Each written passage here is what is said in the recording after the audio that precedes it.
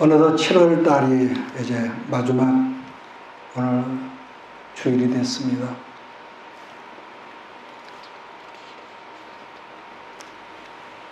오늘은 7장, 신명기 7장 1절로 26절 말씀인데요. 말씀의 제목은 나의 약함을 아는 것이라는 제목인데요. 먼저 말씀드리기 전에 지난 수요일 날 저녁에 제가 여러분과 성경의 그 구조에 대해 말씀할 때 창세기 6장을 11장이라고 번번이 말했던 걸 정정을 합니다. 말씀을 하다 보면은 이렇게 오버를 할 때가 있으니까 말씀을 들을 때 좀 이 양해를 부탁드립니다.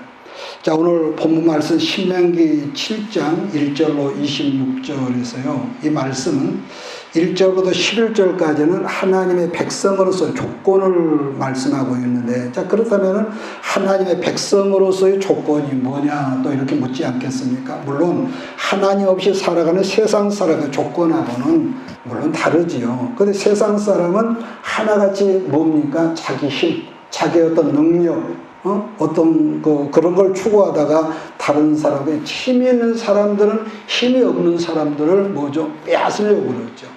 착취하고 군림하고.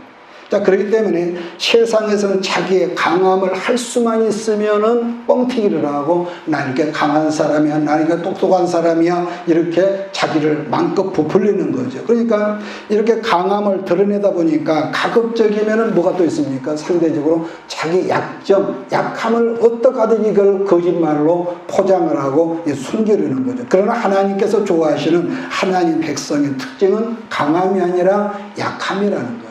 약함. 자, 그렇다면 하나님께서 약한 자들을 사용하신 이유가 뭐냐 한다면은 자기의 약함을 아는 사람만이 뭐죠? 하나님을 의뢰하고 의지할 수가 있으니까요. 그러므로 하나님의 백성이 되는 조건이 뭐냐 하면은 6절 8절에서 말씀하고 있지만 거룩한 백성, 그래서 우리나라도 옛날부터요, 거룩한 사람의 뜻으로 아들들의 이름을 성민이라고 하죠. 김성민, 박성민, 또 성민교회. 거룩한 백성이라는 거죠. 신명기 7장 6절 보면은 너는 하나님 여호와 네 하나님의 성민이라, 네 하나님 여호와께서 지상 만민 중에서 너를 자기 기업의 백성으로 택하셨나니라고 했습니다. 그 다음 말씀 보면은 너희의 수요가 많아서도 아니고 세상에 숫자가 가장 적다고 그랬거든요. 이스라엘 민족을 향해서. 또 하나는 8절인데 그 백성을 사랑하셨기 때문이고 조상들에게 맹세를 했기 때문이라는 것이 마찬가지로 여러분 우리들은 모두가 하나님 백성이 되는 조건이라고 하는 것은 나에게 있는 것이 아니라 오직 하나님께만 있다는 말씀이고, 또 하나님 의지하고 하나님을 잘 믿는 것이 최고의 조건인데, 자, 그렇다면은 어떤 사람이 하나님 의지하냐 했다 마찬가지입니다. 약한 사람만이, 자기 부족한 사람, 자기 무능력한 사람만이 전능자 하나님을 의지한다는 것. 자, 그런 점에서 하나님도 코드 인사를 이렇게 좋아하죠. 정치권에서 이 말을 사용하는데 코드 인사를 좋아하시는데, 지금 말한 대로 약한 자, 자기 스스로 하나님과 무능한 자, 내가 힘이 없고 무능하다 보니까 하나님만을 의지하는 사람을 불러서 당신께서 쓰시는 귀한 그릇으로서 훈련하시고 만민을 포용하는 그런 복된 그릇으로 그 사람을 사용하신다. 자, 그런 점에서 오늘 말씀을 들어가면서 고린도전서 1장 27절을 한번 찾아보겠습니다. 신약성경 고린도전서 1장 27절로 9절입니다. 고린도전서 1장 같이 봅니다. 시작. 그러나 하나님께서 세상에 미련한 것들을 택하사 지혜 있는 자들을 부끄럽게 하려 하시고 세상에 약한 것들을 택하사 강한 것들을 부끄럽게 하려 하시며 하나님께서 세상에 천한 것들과 멸시받는 것들과 없는 것들을 택하사 있는 것들을 피하려 하시나니 이는 아무 육체도 하나님 앞에서 자랑하지 못하게 하려 하심이라. 아멘. 여러분 본문 성경을 보면요, 미련한 자, 약한 자, 뭐죠, 천한 자, 사람들로부터 멸시받는 자로 했는데, 다시 말하면은 자기의 약함이나 자기의 부족함을 아는 자만이 하나님을 찾고 하나님을 의지하거든요. 그러니까 우리가 잘 아는 이새의 8번째 아들 다윗을 하나님께서 왜 좋아하셨을까? 왜 그를 기뻐하셨을까? 왜 처음에 볼 때 내 마음에 합한 자라고 그랬을까? 성경에 나타난 대로 여러분 그 이새의 아들 첫 번째 아들이나 둘째 셋째는요, 요새 말로 키골이 장대하고 미남이고 잘 나가는 그런 아들들이 있단 말이에요. 그래서 사람은 언제나 자기의 잘나고 자기의 힘 있는 사람들은 자기를 자랑하고 자기를 어필하는 것은 너무너무 익숙하지요. 그러잖아요. 그러나 자기 스스로 나는 못났어요, 나는 무식해요 하는 사람들은 자기를 자랑할 것이 없어. 그러니까 늘 부끄러워. 그러니까 사무엘이 이새 보고 그러거든요. 네 아들이, 당신 아들이 이뿐이냐? 그러니까 뭐라 하죠? 들에가 막내가 있는데, 그러니까 이렇게 말하는 것은요, 우리 같은 막내 아들을 이뻐할 텐데 워낙 큰 아들들이 잘나고 그랬던지 막내를 아들 축에도 들지 않게 들에 내보냈다는 거예요. 말째인데 들에서 양을 치고 있나이다. 그래서 사실 성경에서 보여주는 다윗의 강점이라는 것은 어떤 환경 속에, 그가 시험 속에서 그가 죽을 일을 당하였을 때도 하나님을 철저하게 죄가 있을 때 의지하고 몸부림쳐 우는 다윗을 우리는 시편에서 본단 말이에요. 자, 그러면서 보면 우리들이 지니고의 능력이라는 것, 내가 자랑한 능력, 여러분이 자랑한 능력이라는 것은 능력이 아무것도 아닐 때가 많다는 것 아니겠습니까? 그러니까 하나님을 알아갈수록 내게 있는 능력은요, 정말 아무것도 아니야. 사람들은 돈이 힘이라고 말하지만은 문제는 힘이라고는 돈을 의지하다 보면은 미안하지만 우리는 정말 돈이 필요하지 않은 사람이 없어요. 그러잖아요. 우리가 아무리 예수를 우리가 잘 믿어도 물질은 반드시 필요해. 그런데 돈을 의지하면은 그 사람에게 하나님은 뭐겠습니까? 액세서리에 불과하죠. 액세서리. 그런데 어떤 사람은 돈도 없고 세상에서 말하는 지식도 없고 잘할 것이 없다 보니까 늘 힘이 없는 사람들은 이렇게 좀 숙인단 말이에요.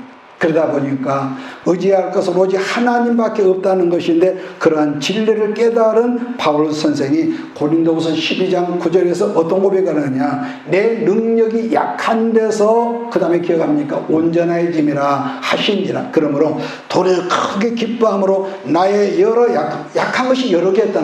나의 여러 약한 것들에 대하여 자랑하리니 이는 그리스도의 능력이 내게 머물러 있게 하려 합니다. 자기 약하니까 하나님의 능력이 자기에 머물러 있게 했다는 거. 자, 예를 들어서 쉽게 말하면 저런 꼬마 아이들은 뭐죠? 부모가 더 애지중지하죠. 애지중지하고 안 보이면은 야단하고요. 그러니까 애지중지 보호하는 것은 저런 아이들이 약하기 때문이라는 것이지만, 그러나 저런 아이들이 어느새 성장하고 자기 힘이 생기면은 그때부터는 부모를 의지하지 않거든요. 그러니까 그걸 볼 때 부모들은 서운해하죠. 우리 아들이 변했다, 우리 딸이 변했다 그러고. 그러니까 몸이 성장한 다음에 저 아이에게 부모라는 것은 자칫 어떤 존재냐, 특히 오늘날 같은 시대에서는 오직 필요에 의한 존재라는 것. 그래서 자녀들을 사랑하되 말씀 안에 사랑해야 하기 때문에 너무 애지중지하면은 부모는 항상 내 필요에서 움직이는 거. 그러니까 아이들 영리하니까 이렇게 하면 우리 엄마가 응답해 줄 거야, 이렇게 하면 우리 아빠가 이렇게 말하는 거예요. 그러니까 때로는 교육상 거절하고 단단히 거절해버리고, 그래서 또 꾸중하고 또 때릴 때 한 대씩 때리고, 그래서 하나님도 그렇다는 거예요. 어려서 교육하고. 그래서 몸이 성장한 아이에게 부모란 필요한 존재가 아니라 저 부모가 없어 나는 아무것도 아니야, 이런 것을 은연중에 자꾸 엄마 아빠가 교육할 필요가 있는 거야. 자, 그러니까 바울은 고린도후서 4장에서 말하기를 자기를 흙으로 만들어진 질그릇에 불과한 깨달은 사람에게는 그리스도는 그 사람에게 보배 중에 보배라고 바울이 그렇게 말했다는 것이죠. 그러나 위에서 말씀했던 것처럼 언젠가부터 우리 사회에서 약한 것을 터무시하고 약한 것을 죄라고 생각하는 것이 있었습니다. 그래서 어떻게 하든지 남을 짓누르고 죽여서라도 저 사람이 가지고 오는 것을 내가 뺏어서 내 것 삼으려고 그러잖아요. 아니죠. 하나님 앞에서 자기의 약함을 발견한 사람은 언제 어디서나 전능하신 하나님 의지할 때에, 간구할 때 하나님께서 내가 네게 응답하리라 말씀하신 응답이 오늘 여러분에게도 임할 줄 믿습니다. 그래서 우리가 약할 때 하나님 나를 좀 도와주세요. 기도하지 않더냐 말이에요. 그래서 한때는 잘 나간다는 사람이 어느 날 그리스도의 사람이 되고 난 다음부터 약해졌다는 사람이 있어요. 그런 사람이 있거든요. 세상이 잘 나가는데 어느 날 예수 안에 들어와서 뭔가 좀 잘 믿고 사람답게 살려고 했는데도 이상하게 모든 인간관계는 물질관계가 꼬여가지고 엉망진창이 된다는 그런 감정을 듣거든요. 그러면은 왜 하나님께서 말씀대로 살려가는 그 사람을 그렇게 약하게 만드셨을까? 예수 믿으면 더 안 되는 거 아니야? 이러지 않겠습니까? 그런데 하나님은요, 하나님을 철저하게 의지하는 훈련을 그 속에서 하고 어떤 환경에서 구멍 뚫어지지 않은 튼튼한 큰 그릇으로 그를 쓰시기 위해서 그를 약하게 만들고 하나님을 의존하게 훈련하신다는 것. 그럴 때에 뭐죠? 하나님을 철저하게 의지하고 그런 훈련을 할 때에 그때가 가장 알고 보니까 건강한 때고 강한 때였다는 겁니다. 세상은 자기의 강함을 떠벌리고 사는 걸 좋아하지만 어딜 가든지 자기의 강함을 나팔보이는 반드시 누가나 정치판에도 보면은요 경쟁자가 나타나죠. 여러분 직장에서 그러지 않습니까? 똑같은 동료는 어느새 자기를 자꾸 어필하는 사람이 있어. 잘난 척하고. 그러면은 반드시 경쟁자가 나타나고 그 사람을 거꾸로 뜨는 시기심과 질투심으로 그 사람을 거꾸로 넣는 사람들이 주변에 하나둘 여러분 생기더라는 거죠. 그런데 뜻밖에도 자기의 약함을 자랑하면은 뭐죠? 공감대가 생기죠. 어떤 여러분 벽이 없어지거든요. 자, 그런 까닭에 자기의 약함을 자랑하는 사람들이 여기 있습니다. 어떤 한 공동체 리더가 되면은 거기는 뭐가 상처받을 일이 없죠.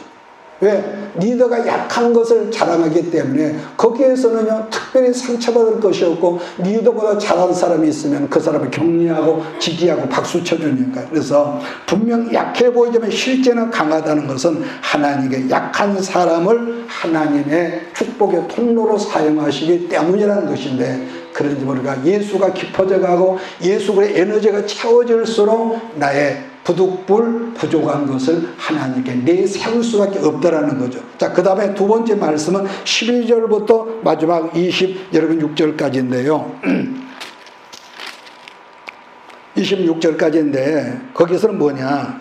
우리들이 두려워해야 할 것과 두려워하지 말아야 할 것을 집중적으로 말씀하고 있습니다. 이 부분에서 핵심이라고 하는 건 사람은 누구나 두려워하는 것이나 염려하는 것들이 있기 마련이지 않습니까? 여러분도 있고 내게도 그런 게 있습니다. 세상적인 두려움이라면은 이것도 잘 돼야 하고 이것은 성공해야 하는 것들로 항상 염려하거든요. 이 달에는 돈을 좀 벌어서 지난번보다 좀 배가가 돼야 이런 것들로 우리는 여러분 이 염려가 있단 말이에요. 그런데 성경은 그런 것을 두려워하지 말라고 분명하게 말씀하고 있죠. 성경은 네가 지금은 약할지라도 나 하나님을 철저하게 의지하면은 나 하나님은 네 인생 속에 리더가 돼서 내가 너를 잘되게 하고 어느 곳에 가든지 너를 머리 되고 꼬리 되게 하고 꼬줄 줄 꼬이지 않게 하실 거야. 그러니까 나는 복의 근원이다. 복의 근원으로 약속을 하신다. 그렇기 때문에 성경은 승리의 문제나 우리 개인적인 잘되는 것을 크게 어필을 하지 않습니다. 왜? 그리스도 안에서 잘된 거예요. 승리는 너무너무 당연하기 때문에. 그러니까 늘 제가 말하자면은 우리 부모는 못 배웠어. 우리 부모는 그래서 무식해. 그런데 그럼에도 불구하고 우리 모든 부모는 내 새끼, 내 아들, 딸이 잘되고 잘되는 것을 원하십니까? 원치 않습니까? 원하죠. 그게 부모이듯이 우리 하나님께서 마귀가 아무리 조롱을 하고 고발을 할지라도 예수 그리스도의 피가 있는 사람, 아담의 옆구리가 갈라져서 하와가 태어났듯이 예수 그리스도의 옆구리가 찢어져서 하나님의 교회인 여러분과 내가 났단 말이에요. 피가 있는 자기 새끼들을 하나님과 못되게 하겠느냐? 잘되게 한단 말이에요. 그게 본뜻이요. 그러나 문제는 여기가 있습니다. 하나님의 본뜻이는 잘되고 번성하고 머리되고 꼬리되지 않게 하는 그게 있지만, 문제는 승리 이후에 응답의 정상적인 고지에 올라간 이후에 그것이 뭐냐면은, 오늘 본문에 그렇습니다. 그 땅에 살고 있는 모든 이방족 속들을 진멸하는 것인데, 내가 과연 이 일을 잘할 수 있을 것인가를 염려하는 것이죠. 염려하는 사람 말씀드린 대로 우리는 하나님께 기도하지 않았어. 하나님, 나는 능력이 없으니까 이걸 감당할 자신이 없습니다. 내게 능력을 주어서 기도하지 않겠습니까? 그래서 이기고 지는 걸 두려워하지 말라고 그랬는데, 18절에 21절을 보면은 너는 그들을 두려워하지 말라. 너희 하나님 여호와, 그 다음에 꼭 크고 두려운 하나님이, 그 다음에 뭐지요? 너희 중에 함께 너희 중에 계심이라고 그랬습니다. 아멘이십니까? 비록 내가 나를 볼 때도 점수가 안 나고 다른 사람은 나를 그렇게 안 볼지라도, 그럼에도 불구하고 아브라함이 얼마나 여러분 두려웠습니까? 이삭이 얼마나 홀로 두려워했냔 말이에요. 그럼에도 불구하고 하나님이 그들과 함께 했다는 것. 그런 점에서 생각해 보면은, 이기고 지는 것, 잘 되고 안 되는 것을 우리가 두려워하고 염려할 것이 아니라, 내가 하나님의 말씀을 순종을 하느냐 안 하느냐가, 이거 순종 여부에 있다는 거예요. 순종 여부. 하나님은 진멸하라고 그랬는데 과연 내가 진멸할 수 있을 것인가? 물론 혹자는 진멸시키는 것이 뭐가 어렵겠냐, 뭐가 두려우냐 할 수도 있었겠지만, 그러나 본문에서 진멸시킨다는 것이 뭐하고 연결이 되냐면요, 우리의 이익하고 연결이 어느 때나 꼭 있습니다. 과거나 지금이나. 언제나 승리나 축복은 누가 주신다고요? 하나님이. 이건 뭐 두말하면 잔소리지. 또 하나, 승리를 하면은 승리한 사람에게는 전리품이 생기거든요. 이건 구약의 신약, 오늘도 똑같습니다. 이 축복이 오면은 반드시 축복보다 여러 가지 전리품이 생기는데, 본문 25절에서 그 말씀을 하고 있거든요. 25절 같이 읽을까요? 너는 그들이 조각한 신상들을 불사르고 그것에 입힌 은이나 금을 탐내지 말며 취하지 말라. 내가 그것으로 말며 올무에 걸릴까 하느니 이는 내 하나님 여호와께서 가증 여기는 것임이라. 여러분 보세요. 본문에서 금이나 은이라는 건 그때나 지금이나 반드시 사람이 살아가는데 필요한 것입니까? 안 필요한 것입니까? 절대적으로 필요하단 말이에요. 재산이요. 그런데 지금 하나님은 그런 걸 전부 다 취하지 말고 올무가 되니까 싸그리 없어버려라 말씀드렸지만, 하나님께서 여러분과 내게 복을 주셨고 여러분과 나로 승리하겠고, 그 승리를 통해서 엄청난 전리품이 생긴다는 것을 아멘할 수 있기를 바랍니다. 하나님이 아셔, 하나님이. 그런데 문제가 있단 말이에요. 문제가 무슨 문제냐, 모든 걸 남김없이 불태워 없애버리란 말씀인데, 알고 이게 진짜로 무서운 이게 말씀이거든요. 무서운 싸움이라는 것인데, 예나 지금이나 이것을 사람들이 잘 못함으로 말하면 끝내는 잘 돼가지고 망했다는 거. 잘 돼가지고. 그러니까 성경에서 대표적으로 이걸 못해서 사람을 한 사람 꼭 집어낸다면은, 사울왕이 하나님 명령으로 사무엘의 그 명을 받아서 아말렉 사람을 전쟁에서 진멸했습니다. 그런데 엄청난 전리품을 가져왔어. 시는 이것까지 전부 다 진멸하라고 그랬거든요. 이걸 진멸하지 못하고 그대로 끌고 가. 왜냐? 물론 사울왕이 백성들을 핑계를 하고, 두 번째는 하나님께 좋은 것들을 내가 제사를 드리려고 가져와도 핑계를 하죠. 거짓말을 하죠. 뭘 말하느냐? 엄청난 이익들을 사울왕이 포기하지 못하고, 그러다 보니까 하나님 말씀에 이 정면으로 이 반대가 된 거죠.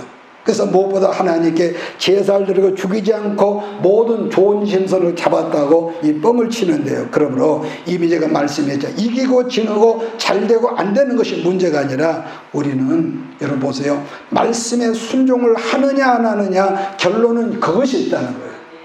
앞으로 보십시오. 지금은 여러분 아이고 내가 언제나 그럴 때 있을 그게 아니요. 내가 아까 그랬죠. 분명히 그럴 때 올 걸 나는 믿습니다. 조만간 올 걸 나는 믿습니다. 그래서 문제는 순종을 내가 하느냐 안 하느냐, 결론은 그것이라는 것. 우리는 지금 우리 지금의 입장이나 현실 앞에서는 반드시 이기고 승리하는 걸 늘 생각하고 고민하며 과연 내가 그렇게 될까? 순간적으로 그러지 않겠습니까? 지금까지 안 됐는데 베드로가 그랬단 말이에요. 지금까지 안 됐는데 또 될까? 그것이 여러분 누가복음 5장 사건 아니겠어요? 그래서 우리가 잘 아는 시몬 베드로는 태어날 때부터 갈릴리 호수에서 태어났고 자랐고 거기에서 고기 잡는 것을 자기 평생의 생업으로 살던 사람이야. 아이들 말대로 하는 고기 잡는 도사였단 말이에요. 그런데 어젯밤에는 단 한 마리도 못 잡았다고 그랬어. 일이 잘 될 때는 덜 피곤한데 일이 안 되면 훨씬 피곤한 것처럼 피곤한 지친 상에 찢어진 그물들을 손보고 있을 때 예수님이라는 처음 보는 젊은 청년이 와서 한다는 말이 깊은 곳으로 들어가서 그물을 내리시오. 그러니까 이름하여 고기 잡는 도사가 처음 보는 젊은 납비가 와서 깊은 곳에 들어가 그물을 내려 했더니 처음에는 주저했죠. 내가 어젯밤에 밤이 새도록 그물 내리는데 얻는 것이 없었지만은 그러나 주변에 많은 사람이 있었잖아요. 그 권위에 눌려서 내가 선생의 내가 말에 순종하며 하겠습니다. 자기 어떤 지금까지 경험이나 어떤 상식을 전혀 뒤로 하고 그 말에 순종하며 들어갔더니 어떻게 성경은 그물이 찢어질 정도로 옆에 이 동료의 배까지 가득히 채울 정도로 엄청난 고기를 잡았다고 성경은 그렇게 말씀하는 거죠. 또 하나는 앞에는 홍해바다의 뒤에는 엄청난 애굽의 특공대가 이스라엘 민족을 죽이려고 쫓아오는 그때 절대절명의 시간에 하나님께서 바다의 길을 내셔서 홍해를 건넜습니다. 그 대신 자기를 죽이려고 쫓아오던 애국 군대가 몽땅 홍해바다 수장되는 걸 보았던 이스라엘이 얼마나 기뻤을까요? 역시 하나님은 살아계신다고. 그러던 그들이 수르 광야에 들어서면서부터 그 사막 광야길을 들었으니 사흘 동안에 물을 만나지 못해가지고 여러분 오늘날도 땀 흘려 물을 안 먹으면 여러분 쩔쩔매잖아요. 죽잖아요. 그런데 그 깽마른 광야에서 사흘 길을 걸었지만 물을 만나 얼마나 그들이 불평을 잘하고 원망을 잘하는 그들이 야단이 있지 않습니까? 그랬을 때 하나님은 마라의 연못가에 나 있는 이른모를 한 나무가지를 꺾어서 모세라 하여금 연못에 집어넣으라 그랬더니 더운 물로만 오염되고 변질된 그 물이 순간적으로 이것이 오염이 해소가 돼가지고 사람과 더불어 모든 짐승들이 그 물을 풍족하게 마셨다는 말씀을 성경은 이렇게 말씀하고 있죠. 그러니까 여러분 성경에 나타나는 모든 절망의 사건이 해결되는 과정 가운데는 반드시 공통점 하나가 신약이나 구약이나 있는데 그래서요 하나님 앞에 부르짖는 것. 이것은 우리가 늙어 죽고 어떤 축복이 있을지라도 아까 그랬잖아요. 사명이 꿈이 없는 백성은 망할지란다. 자기 가슴속에 꿈을 잃어버리면은 이래도 먹고 살고 저래도 먹고 살고 이러거든요. 내 나이가 뭐 얼마인데. 그런데 내일 우리가 인생이 끝날 꿈이 있어. 내가 하나님의 영광을 위해서 살고자 하고 내가 다른 하나님께서 나를 하여금 무엇인가를 하기 위해서 나를 불렀을 것이다. 그 꿈을 붙잡고 기도하는 사람 어떤 환경 속에서도 자기를 포기하지 않을 줄 믿습니다. 그러니까 자기를 포기하는 사람은 꿈이 없는 사람이 나쁘고 좋고 유식하고 무식한 사람이 아니란 말이에요. 자기를 포기하는 사람. 제가 오늘 여러분 앞에 예수님의 장담을 하는데 여러분은 분명히 큰 축복의 역사가 있을 걸 나는 믿습니다. 믿습니까? 물된 통산의 역사가 있을 걸 나는 믿습니다. 그런데 말입니다. 문제가 해결된 이후에 기다리던 축복의 문이 활짝 열려진 이후인데 왜 하나님께 특별히 선택한 이스라엘이 깨지고 박살이 나냔 말이에요. 자기 눈동자처럼 아끼는 백성인데 축복을 받고 난 다음에 승리한 다음에 여지없이 그들이 사사기 말씀 요즘 내가 자주 하는데 여지없이 불순종했고 믿음이 없는 이방 사람들 나라처럼 자기 소견에 옳은 대로 행동하는 거기에서 하나님이 굉장히 서운하셨던 거죠. 여러분 오늘날도 복을 받아서 우리 아들 딸도 잘 나가고 시험만 치면 100점이고 장학금 받고 또 내가 하는 사업은 너무너무 잘 돈도 많이 벌었고 또 여기저기 뭐 부동산도 많고 최신 외제차를 굴리면서 한마디로 아주 빵빠를 울리면서 산 그런 사람이 있는데 자 그러던 사람이 어느 날부터 교회에서 그 얼굴이 전혀 보이지 않다라는 말을 우리 목사님부터 심심찮게 듣죠. 여러분, 그래서요, 축복도 은사입니다. 믿습니까? 축복도 은사예요. 그런데 하나님이 허락하신 복은요, 내가 감당하지 못하면은 어느새 이 구멍이 뚫어져. 헛것이 들어와. 그걸 잡아먹어. 사기꾼이 들어오고, 교통사고가 나고, 중환자실에 병원에다가 다 바치고, 또 어떤 경우는 묘하게 꼬이고 있어 국세청에다 몽땅 갖다 바치고요. 여러분, 그렇습니다.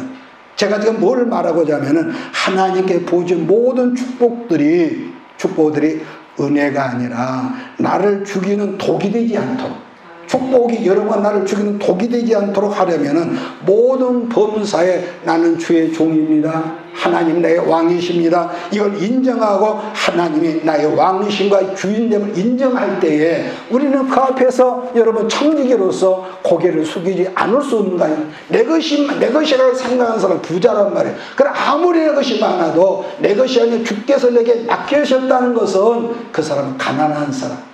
제 말이 이해가 되기를 바랍니다. 이렇게 큰 소리 하는 나도 어느 순간에 헛다리 짚을 때가 있지 않겠습니까? 그래서 이런 말씀을 내가 정리할 때도 나도 그렇습니다. 나도 똑같습니다. 늘게 주를 인정하는 것.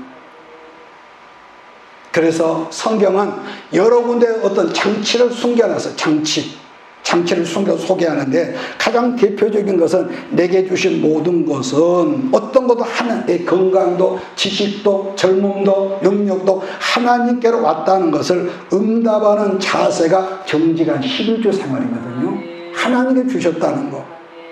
언제나 정확한 11조 생활을 하는 사람의 특징이 뭐냐면 그런 사람은 절대로 돈에 물질에 속지 않는다. 이건 내 말은 우리 선배 목사님들한테 제가 들었던 말이에요. 돈에 속지 않는데, 또 하나 주일 성수나 3일밤 예배나 금요 기도 예를 여러분 우리가 드리는 가장 정확한 대답이 뭐냐 한다면 나의 모든 것은 내 것이 아니라 주의 것이라는 것을 예배를 통해서 기도를 통해 증명하는 것이 예배 생활이다. 그러므로 우리가 정말로 두려워해야 할 것은 지금 말씀드린 것들을 두려워할 줄 아는 인격자가 되라. 그런 그릇이 되라는 거예요. 왜냐하면 우리는 여러분 숙주나물처럼 변질될 수 있는 가능성이 너무나 많으니까. 지난 시간에 제가 말했지만 신명기 성경은 40년 여러분 광야 생활을 끝내고 약속의 땅으로 들어가는 신세대, 여러분 기억하시죠? 신세대는 광야에서 출생한 세대거나 애굽에서 나올 20세 미만의 아이들이 성장해서 들어간단 말이에요. 그래서 20세 이상의 모든 세대는 광야 40년에 다 죽어버렸어. 자, 그런데도 그들은 광야 땅에 들어가 가나안 땅에 들어가 살았고 하나님께서 약속하신 모든 생활의 축복을 누리면서부터 음란한 이방 귀신 문화가 들어왔고 하나님께 드리는 제사, 오늘날 예배 생활이 하나의 형식화 되면서부터 제사장들이 서 있을 곳이 없고 제사장들이 방황을 하고 그래서 징벌적 심판이 그때부터 서서히 이렇게 나타났던 것이죠. 그래서 사울왕을 보더라도 제사고 예배 생활이 형식화 되면서 처음에는 그렇게 겸손하던 사람이 하나님을 믿는다가면서도 하나님을 두려워하는 경외함이 없는 것으로 말미암아 그가 여러분 하나님이 콜하셔서 세워진 왕이 하나님에 의해서 쫓겨났던 거 없어져요. 그래서 결국 사울왕의 가문 전체가 사울왕 하나 때문에 가문 전체가 완전히 멸문지하가 돼버렸던 거죠. 다시 제가 말하지만은 승리를 하냐 못하냐, 내가 하나님 앞에 축복을 받느냐 여부는 내가 어떤 생각을 하고 어떤 마인드를 가지고 내가 어떻게 행동을 하느냐. 그래서 여러분이나 나는 우리는 원래 종자가 불량품이기 때문에 이 하나님의 거룩한 이 말씀의 에너지, 기도의 에너지가 들어오지 않으면 우리는 변질될 수밖에 없기 때문에 우리는 어떤 경우라도 비록 때로는 여러분 시험이 들었을지라도 범죄했을지라도 하나님께 우리가 어렸을 때 잘못해가 엄마한테 얻어 터질 때에 우리가 옛날에는 뭐죠? 그 부엌에서 불 때는 건 뭐라고 그래요? 부직갱이라고, 표준말로는 부직갱이라고 전라도 방언은 빗땅이라고 그래요. 그걸 우리가 뒤지게 맞았거든요. 얻어 맞으면서도 잘못했다고 엄마가 때리던 그 빗땅을 던져놓고 다시는 하지 마라. 이걸 우리가 기억하지 않습니까? 그래서 여러분 승리와 축복의 여부는 나와 여부는 여러분이 있다. 어떤 우리가 넘어짐이 있었을지라도 오래 끌지 말고 하나 잘못했으면 얼른 우리가 고개 숙이고. 그래서 축복이나 승리의 관건 여부는 지금 말씀대로 그래서 순종을 하느냐 못하느냐 여부에 있다고 그랬습니다. 자, 그렇다면 승리고 축복은 어떻게 주셨느냐 이걸 보면서 말씀을 정리를 하겠습니다. 여러 가지가 있지만 본문에 등장하는 것 중에서 왕벌이라는 말씀이 있죠. 왕벌. 아까 어디에 있었나요? 예, 19절 하반절에 보면 왕벌이 있는데요. 자, 신명기 7장 19절 20절을 같이 읽겠습니다. 시작. 네 하나님 여호와께서 널 인도하여 내실 때에 네가 보는 큰 시험과 이적 기사와 강한 손과 편파를 기억하라. 네 하나님 여호와께서 네가 두려워한 모든 민족에게 그와 같이 행하실 것이요 네 하나님 여호와께서 또 왕벌을 그들 중에 보내어 그들의 남은 자와 너를 피하여 숨은 자를 멸하시리니. 우리는 생각하기에 이런 문제는 꼭 내 힘, 내 능력으로만 해야 한다고 생각할 수가 있거든요. 그런데 하나님은 그게 아니야. 내가 왕벌을 보내줄게. 왕벌. 우리가 이번에도 보니까 대추벌, 그 큰 벌 있잖아. 거기 쏘여가지고 관광객, 등산객들이 30명 입원했다는 뉴스를 들었는데요. 근데 그런 벌이 아니라 성경은요, 여러 시대, 다윗 시대도 마찬가지고 아사왕 때나 여호사밧 시대에도 그런 역사가 나타난, 쉽게 말하면은 이렇습니다. 이렇게 왕벌제가 말했는데, 우리를 쳐부수겨서 들어오는 오랑캐를 오히려 쳐부술 때 전혀 다른 오랑캐들 마음을 충동을 시켜서 나를 해코지 하는 오랑캐를 쳐부셨는데, 그걸 본문에서 왕벌이라고 말할 수 있는데, 그게 하나님께 사용하시는 숨겨진 군대라. 이 직접 볼 때는 분명히 나를 치려고 이쪽 저쪽 연합으로 들어왔는데, 여호사밧이 와상 때 그랬지 않습니까? 하나님의 기도의 응답으로 이 자중질환이 일어나가지고 서로 죽이는 거야. 이쪽을 죽이나 저쪽을 죽이고요. 이게 군대라. 그러나 제일 어리석고 자기 중심적인 사람은 오직 내 힘으로 내가 싸워야지. 근데 그게 아니라는 거예요. 또 다른 왕벌이라는 개념에서 발견하는 것으로는 여러분 그 전략이 있거든요. 전략. 그러니까 이것은 내 편, 네 편이 아니라 뭔가 생각 있는 사람이라면은, 자, 이것은 제가 늘 말하지만 우리 여당도 아니고 야당도 아니거든요. 우리는 예수를 믿는 사람. 그러나 옳고 그름을 분명히 알아야 한다. 지난해까지 왔던 우리나라 전 정권의 가장 여러분 치명적인 여러 가지 외교적인 그런 정책이었습니다. 어떻게 보면 전 정권은 조선족 마지막 왕조 누굽니까? 여러분 그 고종하고 흡사했다는 이런 생각이 들거든요. 코로나를 비롯해서 자금의 시대는 국제적인 이 변동기라고 그러거든요. 그러한 상황에서 아마 가장 중요한 것은 나라가 크든지 적든지 국제관계에서 외교라고 생각을 합니다. 자, 그 어떤 능력도 균형을 이루지 못하는 힘은요, 나라나 교회나 가정도 난파선이 된다, 그런 말이 있는데, 그래서 세계사는 이렇습니다. 세계사는 저만 좀 두더라도 우리 동아시아 옛 역사를 살펴보면 나라 간의 전쟁은 언제나 북쪽 세력이 남쪽 세력을 이겼습니다. 역사가 그렇거든요. 지금도 모든 싸움에서 졌다 했을 때 졌다 말하지 않고 패배했다고 그렇게 말을 하죠. 그러면은 옛날 전쟁에서 항상 북쪽 세력이 남쪽 세력을 이겼다는 핵심을 말하면 반드시 그 뭐가 있었냐, 말이라는 짐승, 기마가 있었어요. 즉 말을 가진 민족이 항상 이겼더라. 그 한 예가 조선조 때라 병자호래인데 또 고려 시대인데, 이 기록에 의하면은요, 몽골의 기마병 10사람이 고려군대 10,000명 가운데 휘젓고 다녔대. 고려군대. 여러분 10,000명이 적습니까? 많습니까? 엄청난 많죠. 근데 10,000명의 군사가 몽골의 기마 10명을 감당하지 못하고 추풍낙엽했다는 그런 여러분 그 기사가 있거든요. 그러니까 옛날에는 말을 다룰 줄 아는 민족이 제일 강했다는 것인데, 그게 북쪽과 북서쪽에 여러분 사람이었는데, 그때는 아마 백패했겠죠. 없는 사람들은. 또 고구려도 역사적으로 이 북쪽 세력 아닙니까? 그래서 고구려도 기마민족이라는 것인데, 중국어로 말하면은 고구려나 몽골족 때문에 엄청 그들이 훗날 시달렸다고 우리가 역사적으로 보는데요.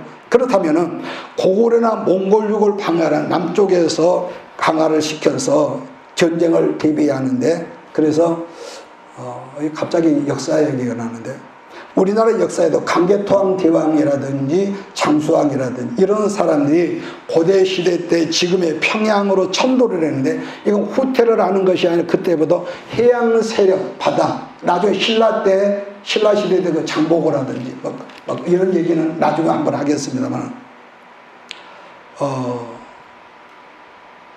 이 해양 세력을 키우다가 이게 성장하지 못했어요. 사도간 당파 싸움 때문에.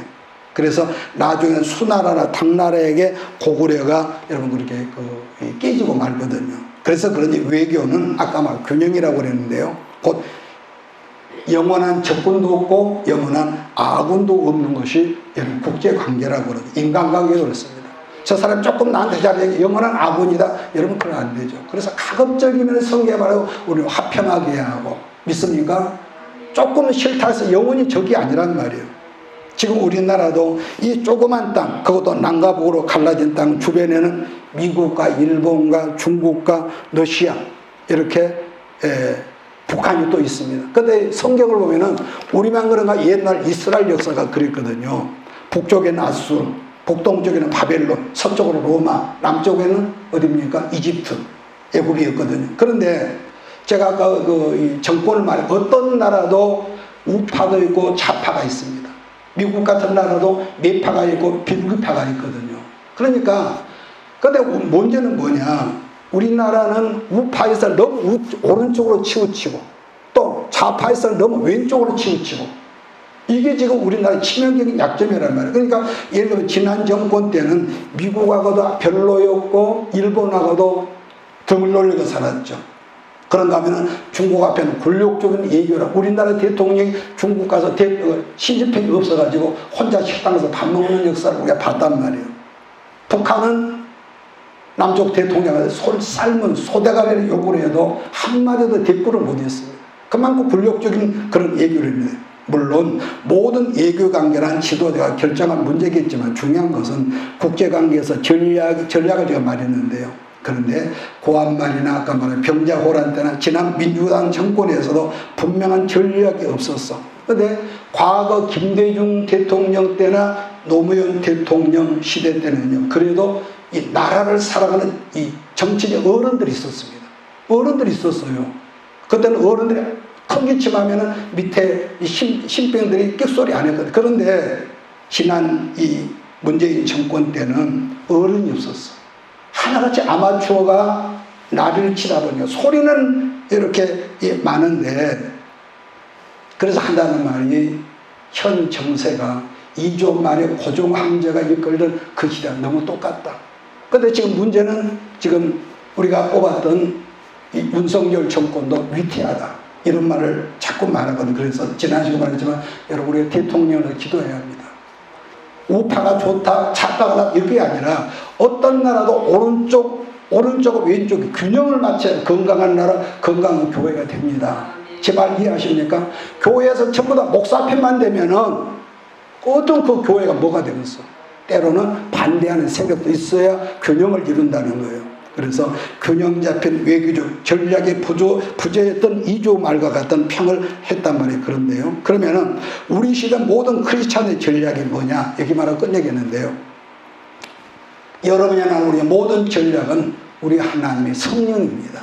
성령님. 말씀 순종하고 기도하면은 하나님께서 여러분 나의 전략이 되시며 여러분에게 필요할 때 왕보를 보내주실 걸 나는 믿습니다.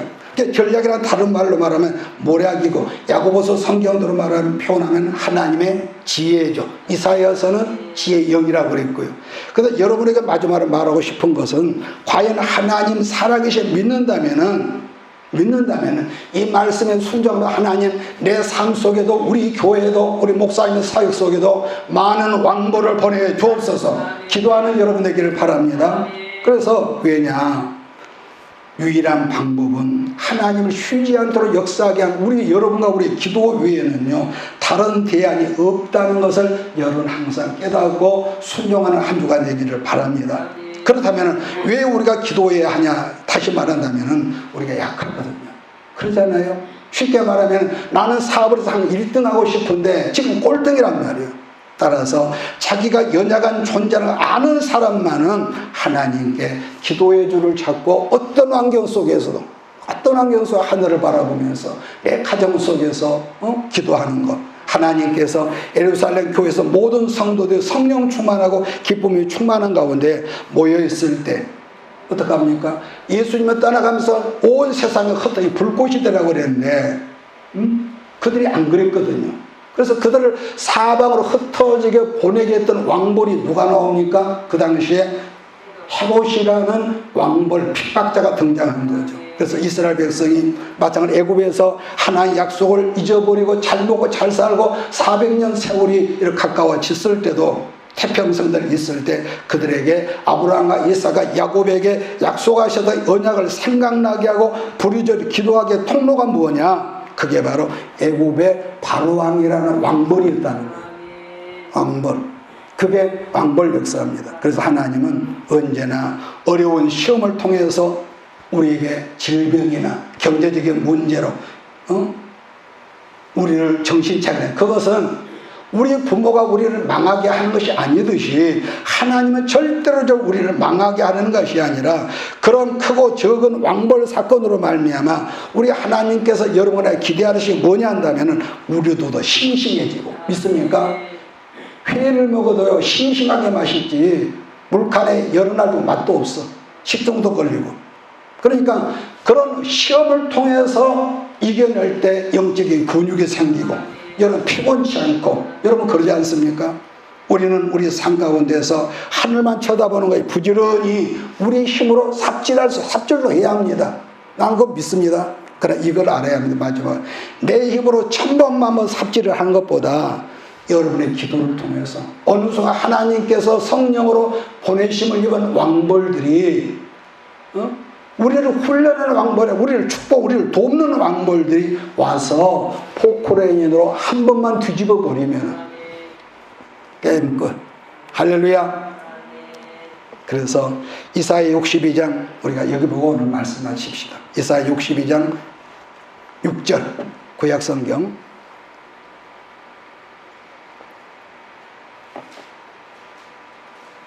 이사야 62장 6절 7절 읽고 오늘 말씀 끝내겠습니다. 시작.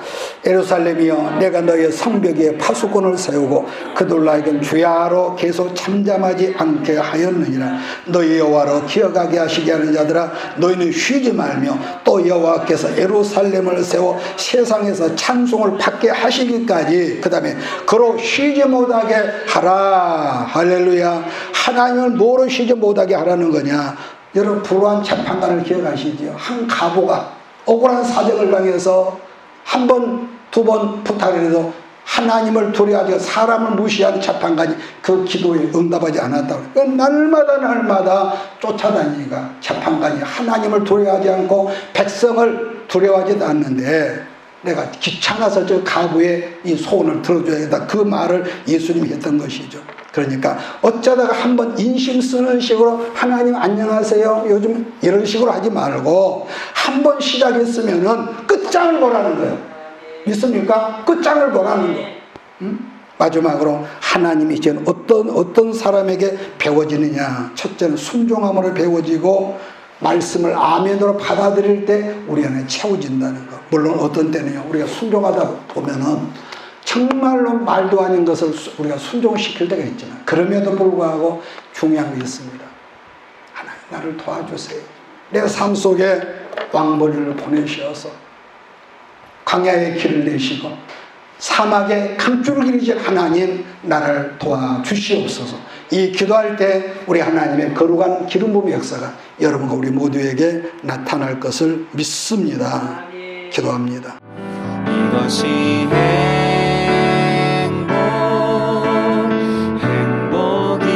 행복이라오.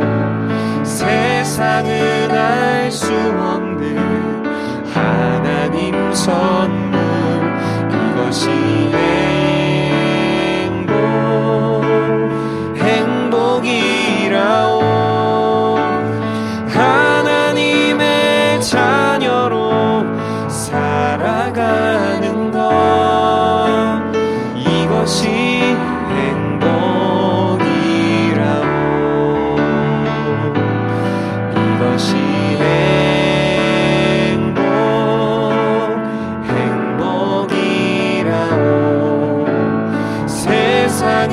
알 수 없는 하나님 선물 이것이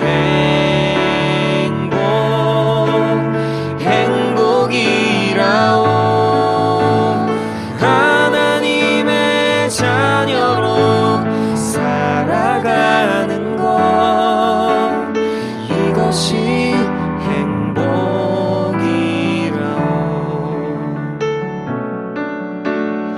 이것이 행복이라